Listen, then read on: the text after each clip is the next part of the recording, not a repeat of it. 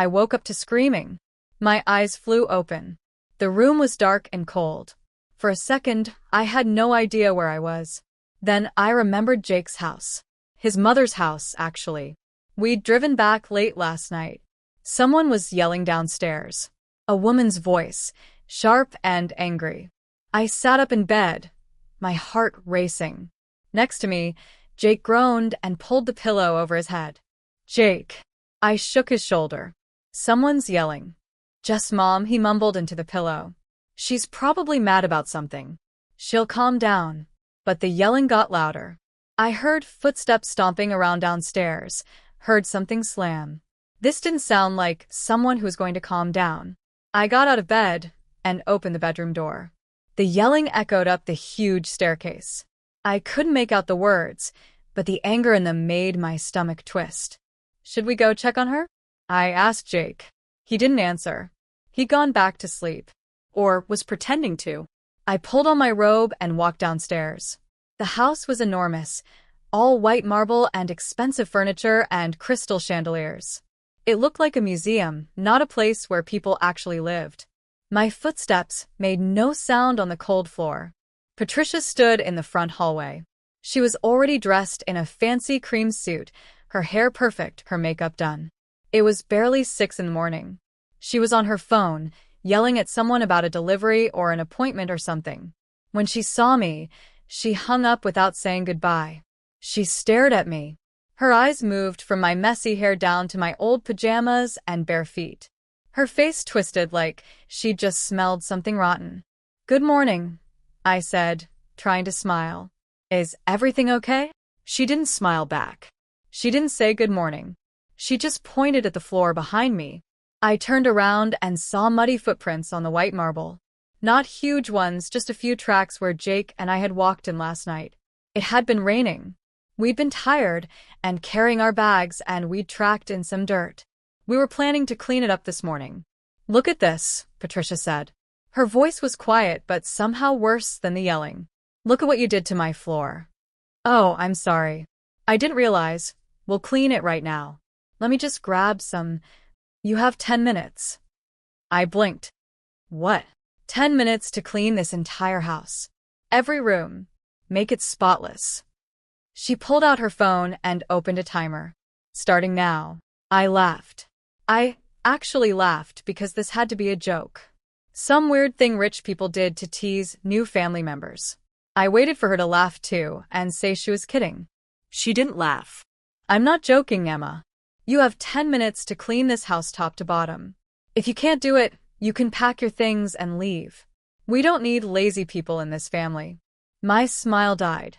You're serious? Do I look like I'm joking? She didn't. Her face was cold and hard, like stone. Before we continue, hit subscribe and tell me in the comments, what would you do if your future mother-in-law treated you like a maid on your very first morning in her house? Jake. I called up the stairs. Jake, can you come down here, please? I heard movement from the bedroom. Slow movement. Finally, Jake appeared at the top of the stairs in his boxers and t-shirt, rubbing his eyes. What's going on? He asked. Your mother wants me to clean the entire house in 10 minutes or leave. Jake looked at his mother, then at me, then back at his mother. Mom, that's crazy. She just got here.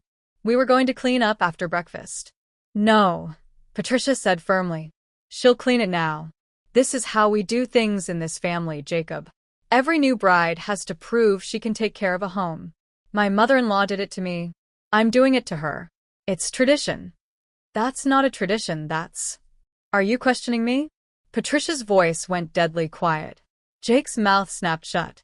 He stood there on the stairs, frozen. Jake, I said. My voice came out small. Tell her this is insane. He looked at me. For a second, I thought he was going to do it. Thought he was going to tell his mother to stop being ridiculous, to come back to bed with me, to leave his wife alone. Instead, he said, maybe just clean up a little? Just to keep the peace. I felt like he'd slapped me. Keep the peace. I repeated. Jake, your mother is threatening to kick me out if I don't clean this massive house in 10 minutes. That's impossible, and you know it. It's not impossible if you work fast, Patricia cut in. Unless you're too lazy. Is that it? Are you too lazy to take care of your husband's home? This isn't about being lazy. 10 minutes. She held up her phone and pressed start. The timer began counting down. 9 minutes and 58 seconds now. Better get moving. I looked at Jake. He was still standing on the stairs, not moving, not helping, not defending me. He looked miserable, but he wasn't doing anything. That's when I understood something. Jake wasn't going to help me. He was going to stand there and let his mother do whatever she wanted, same as he probably always had. I'd married a man who couldn't stand up to his own mother. The timer beeped. 9 minutes and 40 seconds. I looked around the house. It was huge, probably the size of 4 apartments like my old one. There was the muddy entryway, our suitcases still by the door, our jackets on chairs. The kitchen had dirty dishes in the sink from last night, coffee cups in the living room, our shoes scattered around, Jake's gym bag in the hallway. 10 minutes to clean all of this. She might as well have asked me to fly. Patricia sat down on the white leather couch and crossed her legs. She looked like a queen on a throne, waiting to be entertained. She was smiling now, a mean little smile that said she knew I couldn't do this. She wanted me to fail. 9 minutes and 15 seconds. I walked through the downstairs, looking at the mess. My hands were shaking. I felt sick. This was my first morning as a married woman, and I was being treated like a servant who'd done something wrong. Worse than a servant. At least servants got paid and didn't get threatened with being thrown out after 10 minutes. I heard Jake coming down the stairs slowly. He wasn't coming to help. He sat down on the bottom step and put his head in his hands. Like he was the one having a hard time. Like this was difficult for him. That's when something inside me changed. I'd spent the whole last year trying to make Jake's family like me. Dressing the way Patricia suggested. Going to their boring parties. Laughing at their jokes. Being polite and quiet and good. Trying to fit into their world, even though it felt like wearing shoes that were too small. And for what? So his mother could scream at me at 6 in the morning and make me clean like Cinderella while my husband sat on the stairs doing nothing? The timer showed 8 minutes and 43 seconds. I walked back into the living room where Patricia sat. She glanced up from her phone with that same mean smile. Given up already? She asked. I thought so. You were never right for this family, anyway. I'll clean your house, I said. Good. Get started then. But I want to make a deal first. Her smile faded a little. What kind of deal? If I clean this whole house in under 10 minutes, and I mean really clean it the way you want, you leave me alone. Forever. No more tests. No more games. You treat me like an actual human being, or I walk out and you never see me again. Patricia's eyes went wide. Then she started laughing. And what happens when you fail? If I fail, I'll leave. I'll get the marriage annulled and disappear. You can have Jake all to yourself and pretend I never existed. Emma, what are you doing? Jake jumped up from the stairs. Don't make bets with her, just deal or no deal? I kept my eyes on Patricia. She studied me for a long moment. I could see her thinking about it. She could say no, be the bigger person, maybe we could all calm down and have breakfast. Or she could take the bet, because she was sure I'd lose, and she'd get to throw me out with a good excuse. She held out her hand. Deal. I shook it. Her hand was cold and dry. Timer's at 8 minutes now, she said cheerfully. Better hurry. I went to the kitchen and grabbed the biggest garbage bags I could find. Patricia called after me asking what I was doing, but I ignored her. I walked to the front door and picked up our suitcases. Both of them. They were heavy, but I dragged them outside onto the porch. What are you doing? Patricia yelled. I didn't answer. I grabbed our jackets and threw them outside. Our shoes. Jake's gym bag. My purse. Everything that belonged to us. I took it outside and dumped it on the porch. Patricia came running into the hallway. Her face was turning red. You're supposed to be cleaning, not throwing things outside. I am cleaning, I said calmly. You said make the house spotless. Our stuff was making it messy. So, I'm removing it. That's not what I meant. You said clean the house. You didn't say I had to keep our things inside while doing it. I walked past her to grab more of our stuff. She tried to block me, but I moved around her. Everything went outside. The leftover food from last night, the coffee cups, even the bottle of wine Jake's brother gave us that was sitting on the counter. 7 minutes left. Once everything of ours was outside, I actually started cleaning. I'd worked as a maid in college to pay for my classes, so I knew how to clean fast. I grabbed the mop and cleaned up the mud in 30 seconds. Threw the dishes in the dishwasher. Wiped the counters. Straightened the newspapers. Fluffed the couch pillows. The whole time, Patricia followed me around, trying to find something to yell about.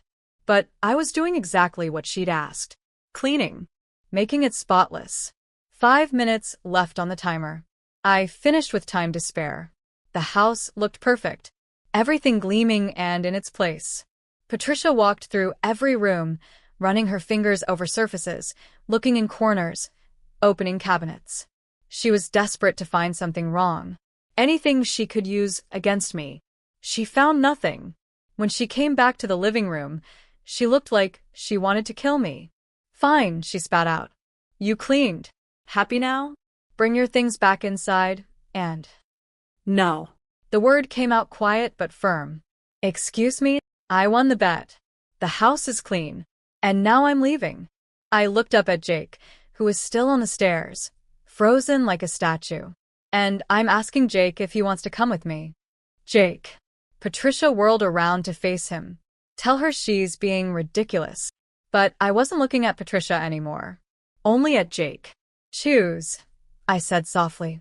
Right now. Are you coming with me, or staying with your mother? The timer on Patricia's phone hit 0 and started beeping. Jake looked at his mother, then at me, then at his mother again. His mouth opened and closed, but no sound came out. He didn't move from the stairs. The silence stretched on and on. Patricia was glaring at him, her arms crossed. I was just waiting, hoping, praying he'd finally stand up, finally choose me, finally be the man I'd thought I was marrying. He sat back down on the stairs and put his head in his hands. I'm sorry, he whispered. Something inside my chest turned to ice. Okay, I said. My voice sounded strange to my own ears. Distant and cold. That's all I needed to know. I walked to the front door. Emma, wait. Jake finally found his voice. Can't we just talk about this? I turned around one last time. There's nothing to talk about. You just made your choice. You've been making it all morning. You made it when you told me to clean instead of defending me. You made it when you sat on those stairs and did nothing. And you just made it again right now. But I love you. No, you don't. You love the idea of me. But you love her more. I pointed at Patricia, who was smiling now like she'd won a prize. You'll always love her more. And I won't spend my life competing with your mother for your attention. I walked out the door. Behind me, Jake was calling my name, but his voice got quieter with each step I took. I loaded my suitcase into my old Honda, the car I'd driven here yesterday, back when I still thought this marriage was going to work. Back when I'd still been stupid enough to hope. I started the engine. In the mirror, I could see Patricia standing in the doorway with her arms crossed, looking satisfied. She thought she'd won. She had no idea what was coming. I drove away from that house and didn't look back. The next 3 months were the hardest of my life. I moved back into my old apartment. The grad student I'd rented it to was nice about breaking the lease early. She could tell something bad had happened. She didn't ask questions. I called a lawyer the next day. He was surprised when I told him I wanted an annulment after being married for less than 2 days. He asked if there'd been abuse. I said no, not physical. Just a mother-in-law who wanted to break me and a husband who let her. The lawyer said that wasn't grounds for annulment. I'd have to file for divorce instead. Fine. Divorce then. Jake didn't fight it. He signed the papers without arguing, which somehow made it worse. Part of me had hoped he'd fight for us. Show up at my apartment, tell me he'd moved out of his mother's house, prove he'd finally grown a spine. He didn't. He sent texts for the first week. Long messages about how sorry he was, how he'd talked to his mother, how we could work this out. But they got shorter as the days passed. Then they stopped completely. I heard through mutual friends that he was still living at home. That Patricia was already setting him up with other women. Daughters of her friends. Women from good families.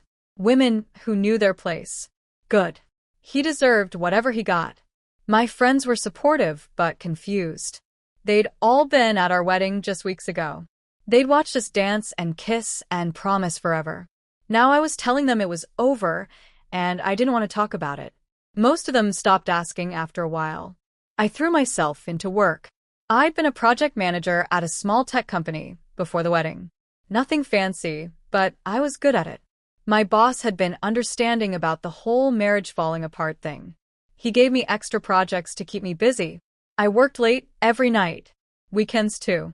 Anything to avoid going home to my empty apartment and thinking about what a disaster my life had become.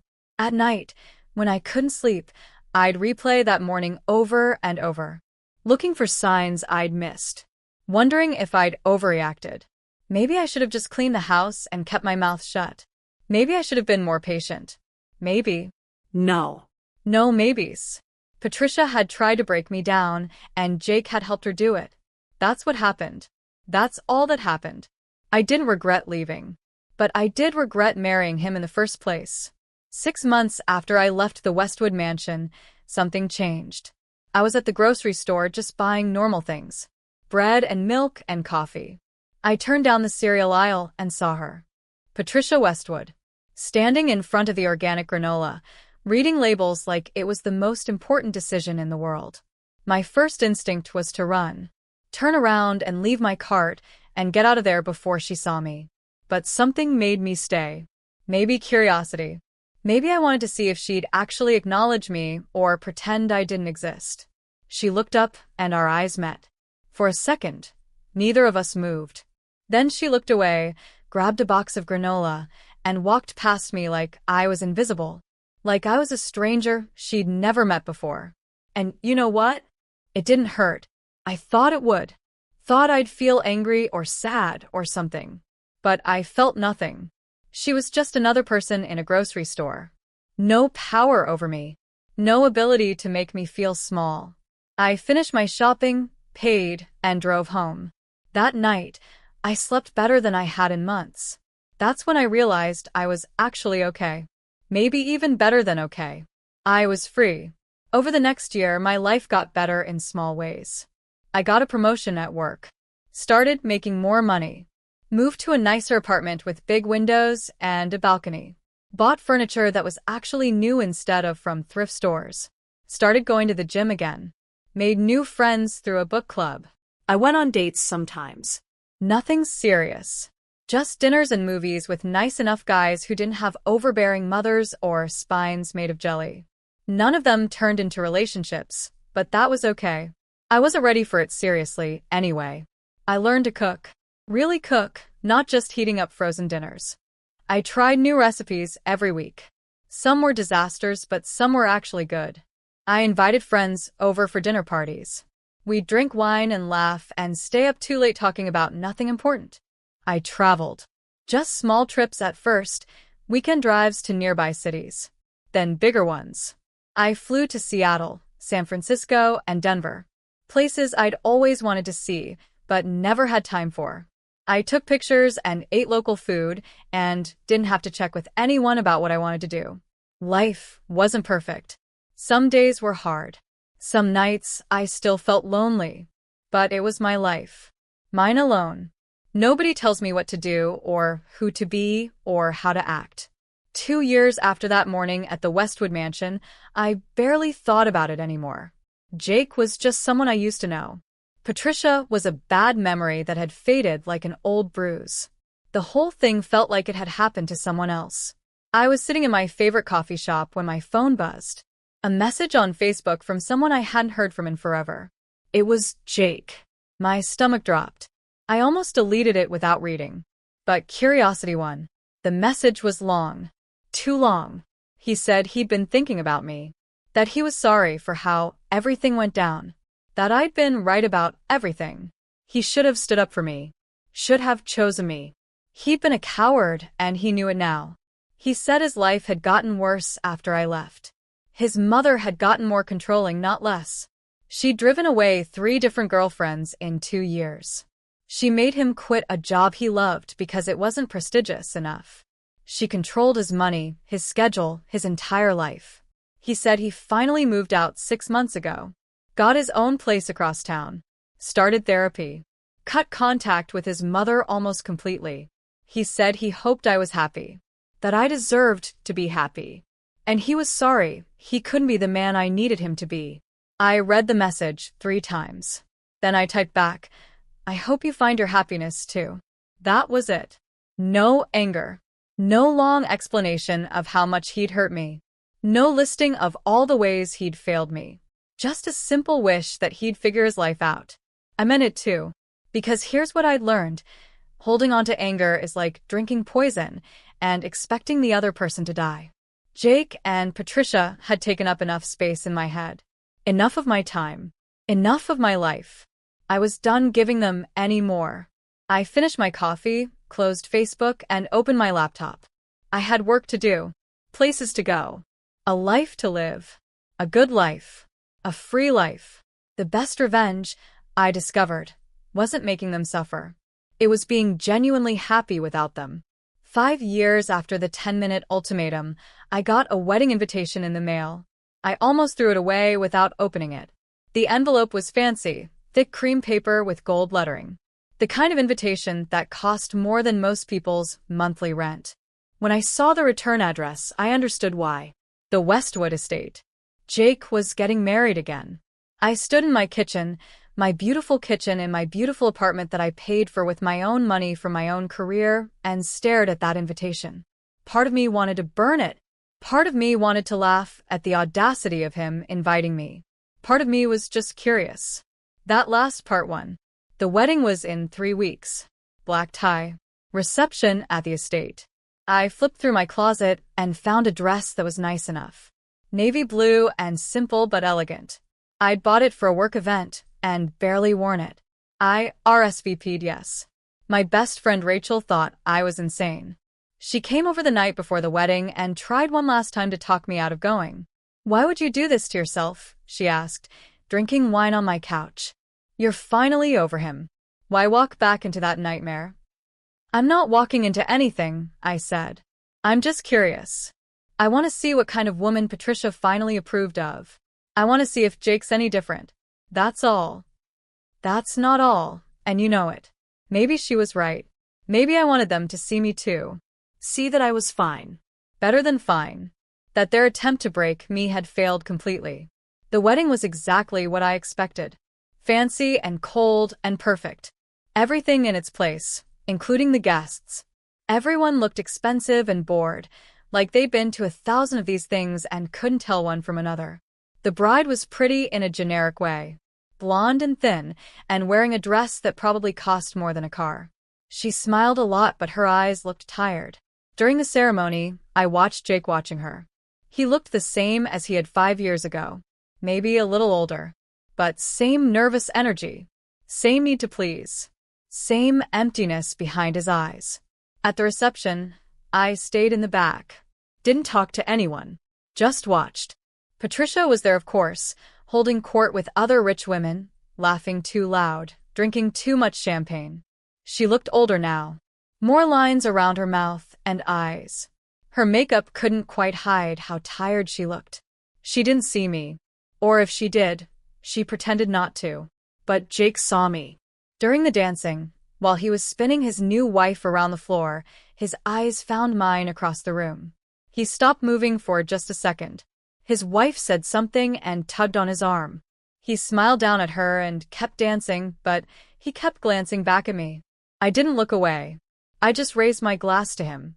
A silent toast. "Good luck. You'll need it." He didn't toast back. He just stared like I was a ghost come back to haunt him. His wife noticed and looked over at me, confused. Said something I couldn't hear. Jake shook his head and pulled her closer, but he looked shaken. Like seeing me, there had cracked something in his perfect day. Good. I finished my champagne, set down the glass, and walked out of the Westwood estate for the second time in my life. This time it felt different, though. The first time, I'd been running away. Hurt and angry and broken. This time I was just leaving, ready to go home to my own life, my own people, my own happiness. Behind me, I could hear the wedding continuing, music and laughter and fake joy. Ahead of me was my car and my apartment and my life that Patricia Westwood had tried to destroy but couldn't. I drove home through the city lights, windows down, music loud. When I got to my apartment, Rachel was waiting with pizza and more wine and terrible reality TV queued up. "How was it?" she asked. Exactly what I expected. I kicked off my heels and collapsed on the couch. Jake looked miserable. Patricia looked mean. The whole thing was cold and fancy and fake. "So, why are you smiling?" I thought about that. Why was I smiling? "Because I realized something tonight," I said slowly. Patricia Westwood tried to break me in 10 minutes. She wanted me to feel small and worthless and not good enough. She wanted me to fail her test and crawl away ashamed. And she failed. Her test was supposed to break me, but it freed me instead. She pushed me hard enough that I finally pushed back. She showed me exactly who Jake was before I wasted years figuring it out on my own. She did me the biggest favor of my life without even meaning to. Rachel laughed.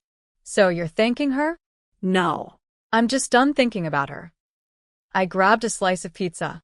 "She's not worth any more of my time. None of them are." We ate pizza and watched bad TV and laughed until our sides hurt. And later, lying in bed, I felt something I hadn't felt in a long time. Peace. Real, complete peace.